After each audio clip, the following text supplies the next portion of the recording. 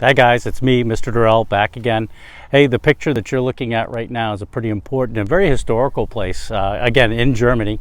You can see it's the Berlin Tempelhof Airport. And you might notice that that plane underneath the letters, that would be an American transport plane. And just to the left of that American transport plane, you can see some boxes and some bags and whatnot, and that tells you a lot about what that plane was doing here.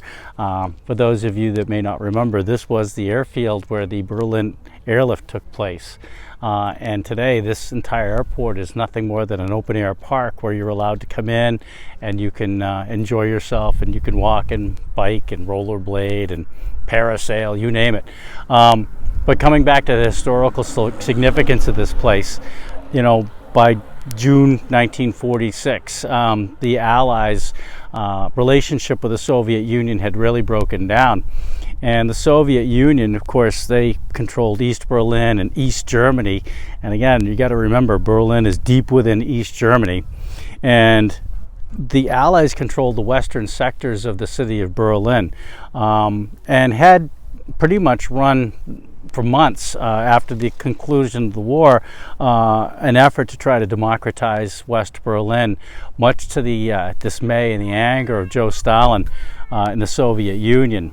And West Berlin was really a thorn in his side, because he could see that the West was helping this entire part of the city flourish and come back to life following the Second World War. And Stalin was pretty irritated. He was trying to figure out what to do. There were a lot of East Berliners trying to move to West Berlin. There were a lot of people in East Germany trying to get to West Berlin because they knew that there was democracy, freedom, and a chance to leave the Soviet-controlled parts of Germany. And so West Berlin represented everything that Joseph Stalin disliked about democracies, and he needed to act. He needed to do something pretty desperate. So in June 1946, he basically cut off West Berlin from every kind of service, and I'm talking about water and sewer and electricity. He also cut off access points by rail and by road and by river. He basically turned West Berlin into an island that had to sustain itself without any sort of services or any sort of food. And this is really bad news for the 2.2 million West Berliners that were stuck here, who now had basically no access to anything. And you know, they were going to run out of coal, they were going to run out of food, they were going to run out of flour, they were going to run out of water. And the Allies knew what this was. This was Joe Stalin's way of trying to starve the West out, to try to make conditions so bad in West Berlin that they had to leave, and that Joe Stalin could then take over the entire city of Berlin, and it would fall completely within the Soviet-controlled part of East Germany. You know how the story goes. And so the Allies had to come up with a different plan. And their plan was to do something that really had never been considered before, which was to help a city survive in nothing but airdrops and airlifts and air transportation. And that's where this airport comes in. Again, this would have been considered West Berlin, and the buildings are gone now, but if you can imagine, this airport at one time was completely surrounded by pretty tall buildings. And as airplanes came into land, they had to scrape the tops of these buildings to get in and land safely. And they were also using larger transport planes simply because smaller planes wouldn't deliver enough goods to the city to help it survive. And so you had planes of that size, that C-47 over there, and other transport planes from the RAF and the Americans.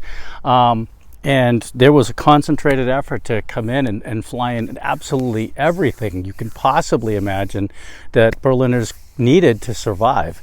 And it was survival. There was no other way to get the stuff here.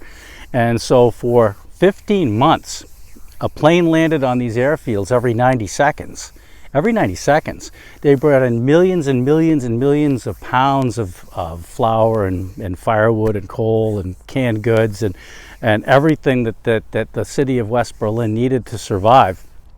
And after 15 months, Joe Stalin realized that he wasn't going to be able to break the airlift. He wasn't going to be able to break the will of the Allies, and he risked World War III if he physically shot a plane out of the sky, and he couldn't do that, and the Soviets had no control over the skies. And to be honest, East Berliners were starting to look at what was happening in West Berlin, because at this point West Berlin was being supplied by so much material and so many things. These Berliners were actually seeing their standard of living drop, while West Berlin, that was being supplied by air, was increasing. And East Berliners started to really rally and try to rise up. And Joe Stalin was worried he was going to have a revolution on his hands from East Berliners who felt like they were getting left out in the cold, which they were. And so to stabilize and to put more control over this section, he decided to stop the oppression, and he allowed services, and basically the airlift was successful.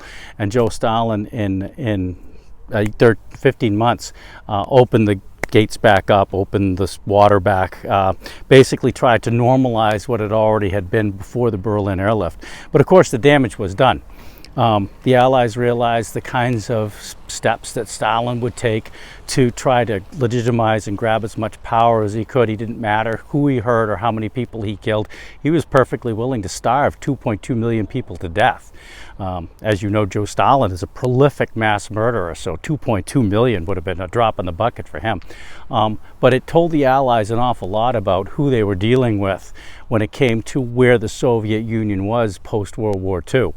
It sort of cemented the idea that the Soviets were here, they were not leaving, and they were going to extract revenge for what they felt had been a war that would cost them so much.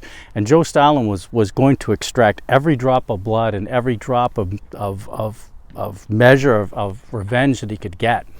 And this was one of the first real moments of the Cold War where these two sides, who had just months before been allies fighting on the same side, were now staring at each other, wondering what was going to happen in the future. But this became the very, very first kind of opening act in what became known as the Cold War, when the Allies triumphantly saved the city of West Berlin and its 2.2 million inhabitants by sending in absolutely everything that they needed to survive by transport planes.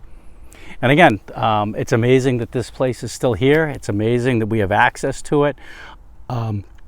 It's a story that it's got so many triumphs, and it's just an amazing place to be. Hey, thanks for checking in. We'll talk to you soon.